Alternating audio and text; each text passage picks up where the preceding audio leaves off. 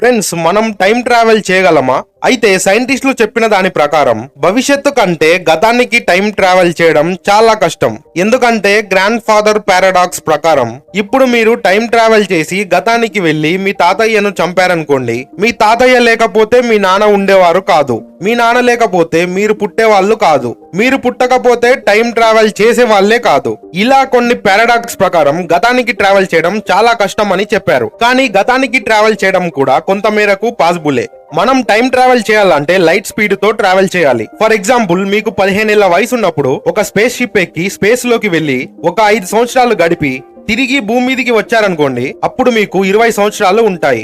మీ స్నేహితులందరికీ ఒక 50 ఏళ్ళో 60 ఏళ్ళో వచ్చి ఉంటాయి. అంటే మీరు 50 సంవత్సరాలు ముందుకు టైం ట్రావెల్ చేశారు. కానీ ఇప్పుడు ఉన్న టెక్నాలజీతో లైట్ కంటే స్పీడ్ గా మనం ట్రావెల్ చేయలేము. ఫ్యూచర్ లో వచ్చే టెక్నాలజీతో అది సాధ్యపడొచ్చు. టైం ట్రావెల్ గురించి ఫుల్ వీడియో కావాలంటే కింద కామెంట్ చేయండి.